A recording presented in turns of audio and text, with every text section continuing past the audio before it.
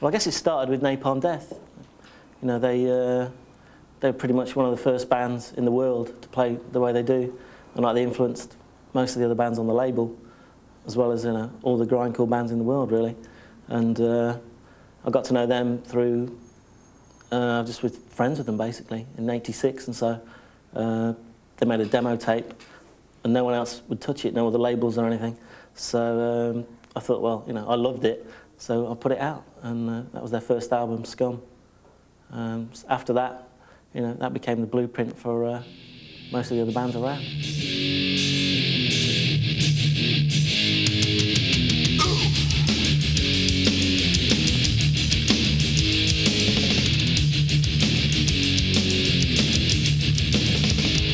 This is Napalm Death on what we can say a Tuesday afternoon in Birmingham by the canal.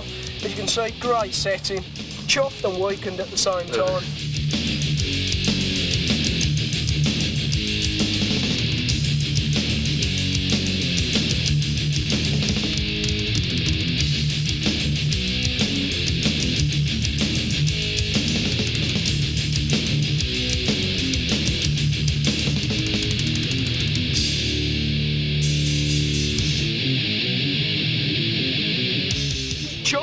Means I'm a totally happy person. I mean, when we're chuffed, you know we're chuffed. When we're pinged, well, that's slightly too. That's like slightly like that's like you're not happy. You're pinging bad. Someone has pinged you. You know, they've pissed you off. Weakened, well, that is when you're like you're gone to bits. You're ready for a rhino charge. You're ready for rhino charge. You know.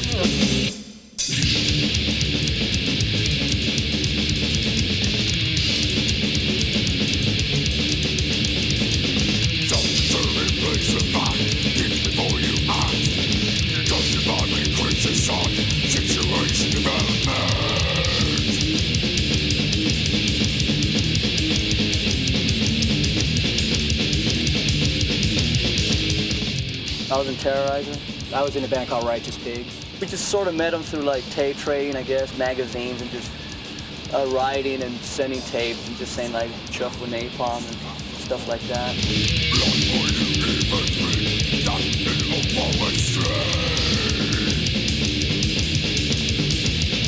Napalm was sort of, I guess, promoted in such a fashion that not forced down people's throats, but it was in places where, you know, people could see it, and they sort of thought, well, what's this, like the fastest band in the world, sort of thing, in quotes. We sort of abandon musical standards. We don't write songs to, you know, the rock sort of format. I mean, I think we're pretty much the end of the line. I don't think you're going to get a band that's going to go more extreme than us.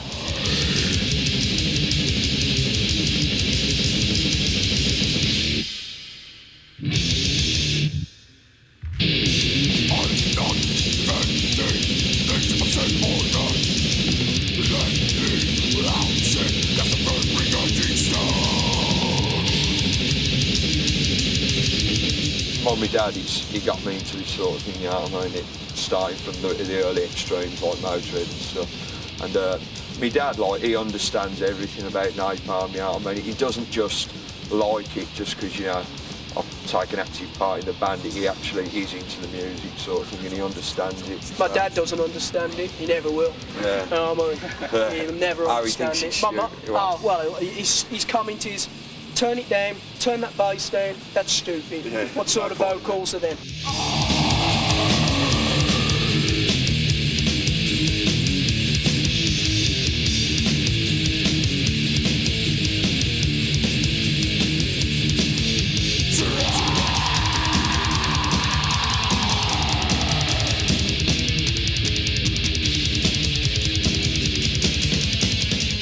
I'm getting more and more chuffed.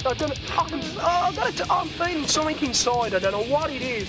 So something wants to break out, but it's a chuffed feeling. So I'm so chuffed about everything, and I don't know what else I can say. I'm just bloody chuffed.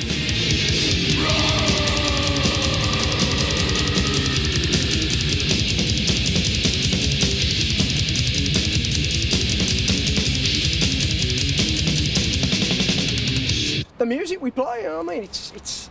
I don't think you can get any more extreme. To speed-wise, it's the fastest. I'm proud to say it's the fastest. You know, nothing can be faster. Sorry, Dave. You know what I mean, but you know, it's just not fast enough, mate.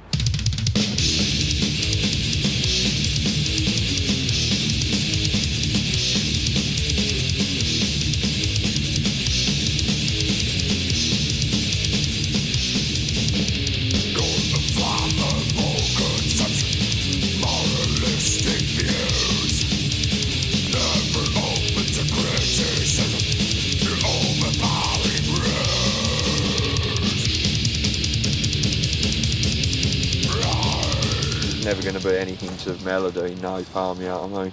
It's something that I wouldn't personally like to sort of go into because it bore the fucking tits off me. I mean, we just write it naturally, you know what I mean? We don't strive to do anything. I mean, some songs could, you know, turn out to be like 2 minutes long, and then we'll do one, it'll be a minute long, and whatever, you know what I mean? There's such a diversity of lengths. It's just whatever we're happy with, we'll just say, right, just go for it, and I'll go away with the tape and just write the lyrics over the top, sort of thing.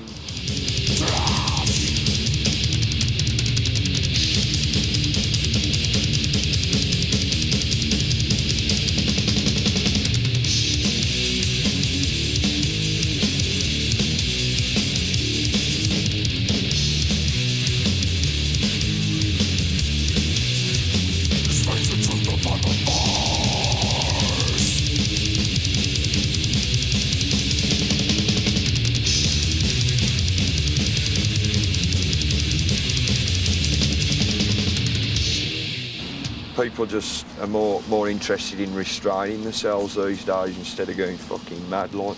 And you just lose a certain amount in the music if you do that, I think.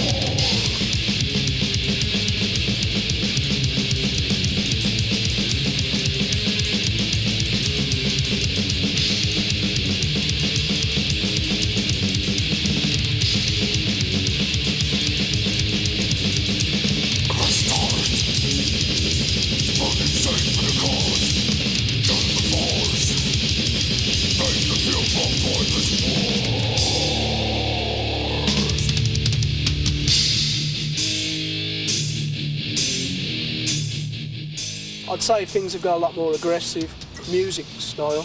No, it's you know, the songs are a lot longer, but that doesn't mean, you know, anything's changed. There's a lot more going on with the songs now. Whereas before we'd be doing, like, the average song was anywhere between 30 seconds and a minute. I mean, well, you can only fit so much into that. You know, but now we've got songs up to, I guess, 3.5, 4 minutes, which I guess is going to be the maximum. I mean, we can fit a lot more into that nowadays, and there's just a lot more going on.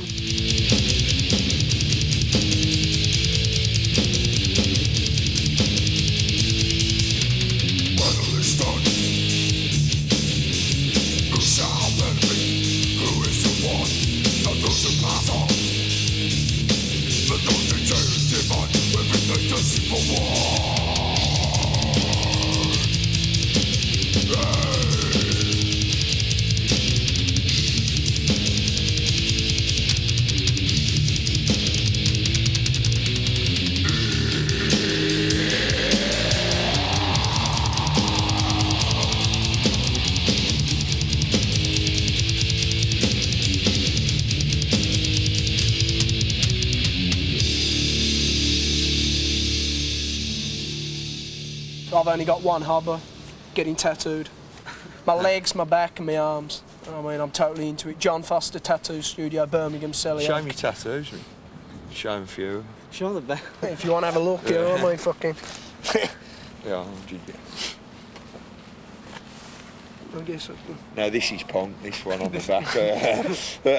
Guess like my arms. That is a classic. Taken from a really old, I guess, famous punk painting. I've got shit on my legs, you know what I mean, fucking. I guess all over, really, you know what I mean. This leg as well, fucking. I've been working on this, fucking. I guess, you know, all over. I'm going for a full Japanese bodysuit, then I'll be chuffed. Until I'm, except for my face, hands, feet. That's where it stops. You haven't mentioned your willing. Nah, nothing on the dick either. My ass, that's going to be tattooed. I mean, what really happened was there were a few bands in America that English bands were picking up on, but they were like, I mean, bands like Siege, a Boston band, and a band called Repulsion. I mean, they were like very unknown in America, but the demo tapes sort of made it over to England, and bands like Napalm Death and Carcass and stuff. were real big fans of that style, you know. And it just came about that they got noticed quicker than some of these bands in America. You know, they put records out, whereas the early American bands didn't really make it onto vinyl. It was like an underground scene, you know, where people would send each other tapes around, and at first no record labels were interested in it. It was all done on a kind of tape trading type of circuit, which, you know, got the music around really well, actually. And a lot of the bands that we have on the label now that are quite well known, I mean, they do actually owe their early notoriety to people that were taping their tapes around and stuff, and just trading it around. Bands like Morbid Angel were like really well known before they even had a record out. You know, we put their album out in '89, in the summer of '89, but they were around from '84 or so, and lots of people had their tapes even before they made a record, so they were already well known and established almost before their actual album came out. Hi, I'm David Vincent, bassist and vocalist for Morbid Angel.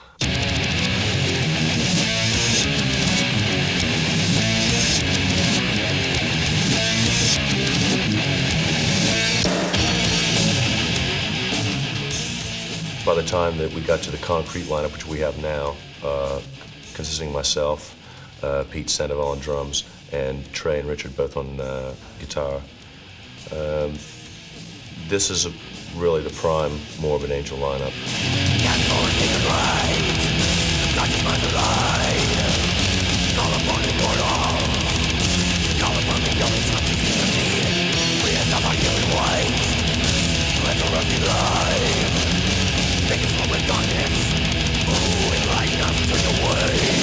The Grindcore tour we did with Napalm Death and added Carcass and Bolt Thrower for the UK went over real well. It was our first European tour. It gave us a chance to be exposed to European audiences, and it gave them a chance to see us for the first time. And I think, although we didn't make an awful lot of money, really didn't make a lot of anything besides got sick and got pissed every night. And Napalm Death are just a bunch of crazy guys, man. I've never toured with any band that is more intense than they are. They're just incredible.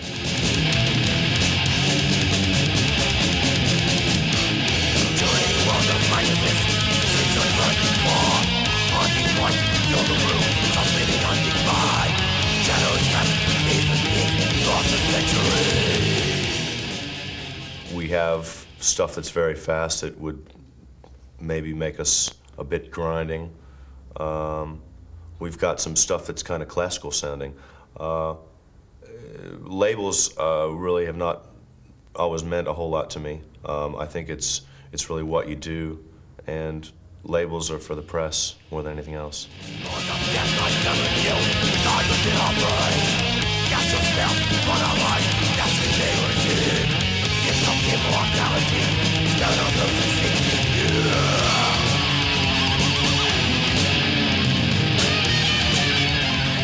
We shot a live video out of a lot of footage that was taken on the Grindcore tour, predominantly at Rock City in Nottingham.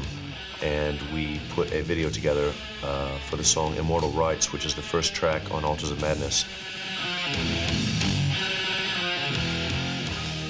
It's, well, primarily about kind of a seance meditative ritual in which you're shedding the outer skin and going into the inner skin.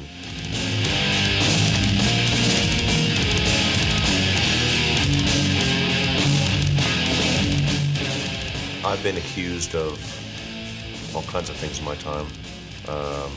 Satanic is just one of them.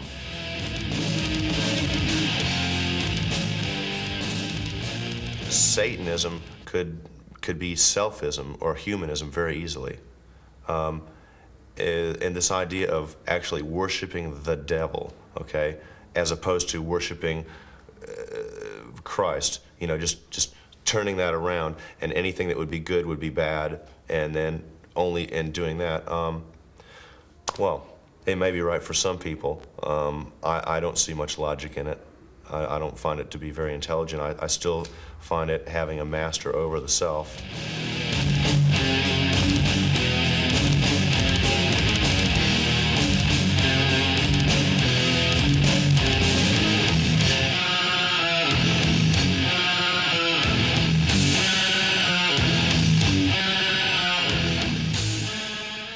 I think the planet is headed for quite an uproar. Both, well, really resources are getting used up at such a quick rate. We have such a population explosion. And I think, actually, I think the world is really starting to wake up in a lot of ways.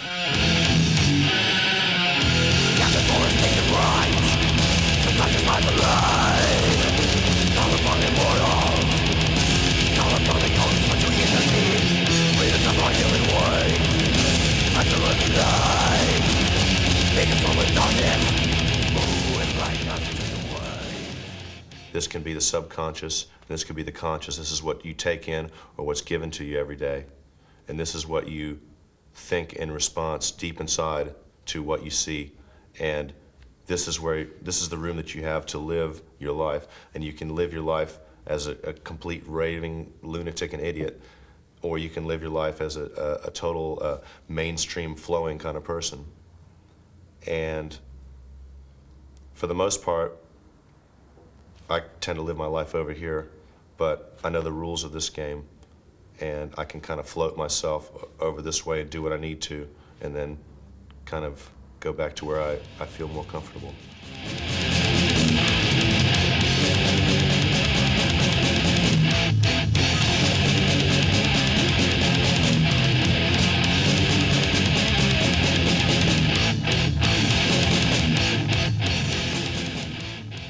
It's kind of like walking through a cafeteria line. I could easily be a robot and go through with my tray and allow them to put on whatever they're going to put on and take that back and eat it and not think about it.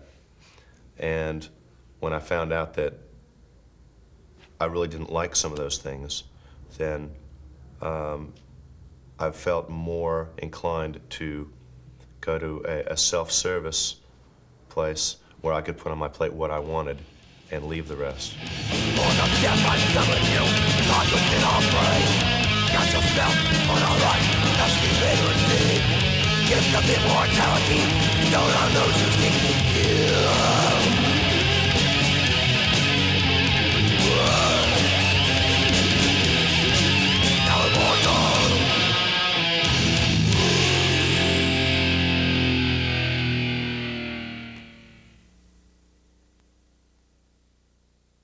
Well, Morbid Angel were a bit different, really. I mean, they were one of the first American bands that we signed, and they were also one of the first bands that we signed that were totally involved in the death metal scene, you know, especially the one in Florida, which is, you know, happening right now. There's tons of bands there who came out of that particular scene. Well, the grindcore scene is kind of like, it's all mixed in together. You've got like some of your hardcore people still, you know, that are into punk and stuff, and they like grindcore a lot.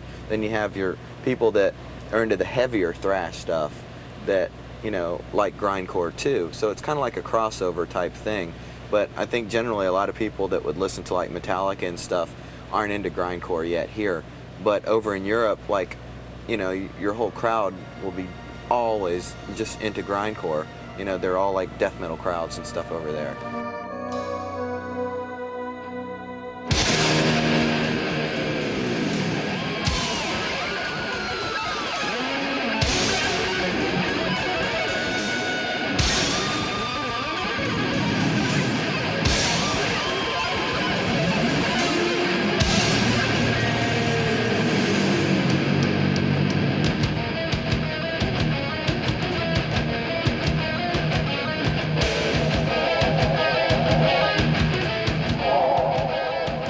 A lot of bands have been using keyboards in the studio and like live tapes and stuff like that for a really long time.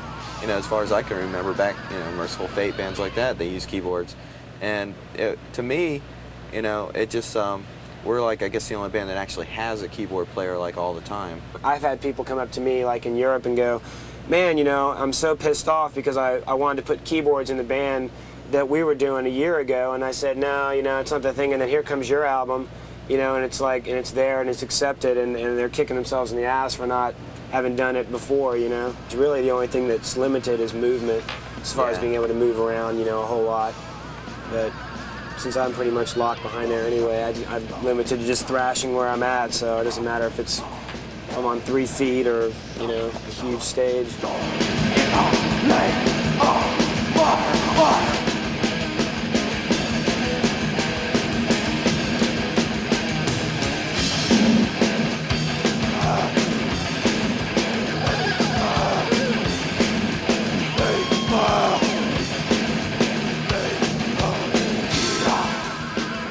Like, I used to play Morbid Angel, and that was like back in 84 to 86, you know.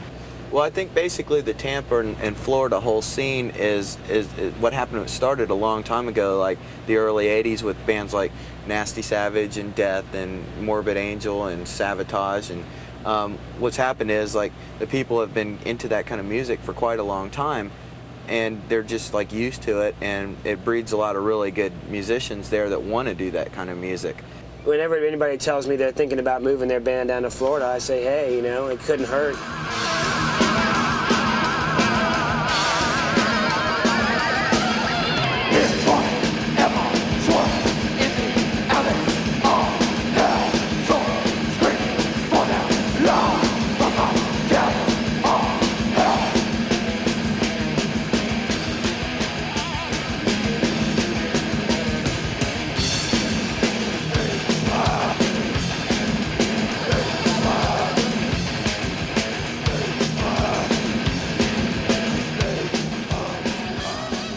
Nocturnus is trying to get into the fantasy fiction with the evil, but also in various locations, you know, and any kind of bizarre locations we can like come up with and create a sonic image of that, you know. Our songs are more like short stories, and they're all kept at a very fictional level, to where it's like, you know, somebody can't actually go out and, you know, build a time machine in their backyard and go back in time, you know. I mean, it's like when you have some bands that are talking about sacrificing people or whatever, you know, it's like, you know, people can actually go out and do that stuff, and that's where, you know, it gets, there's the line that you draw between, you know, real life and fantasy.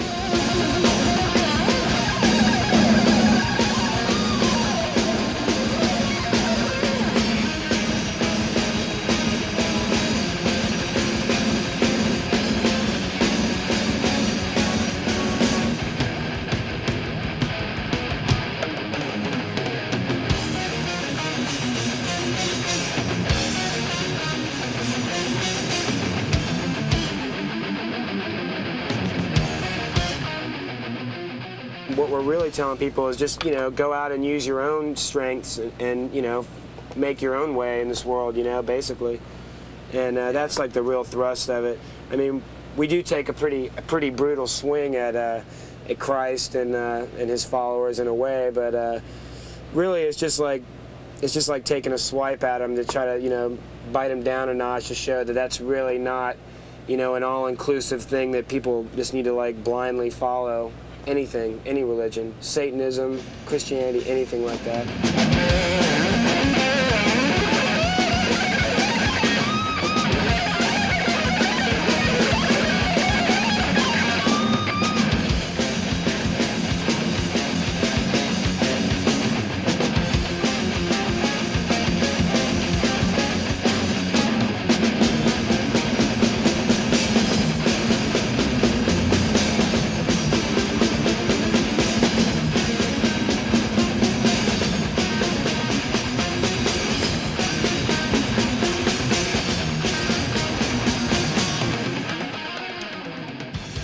There's only so fast you can play, and there's only so heavy you can be without it all sounding the same, or without it just being a blur.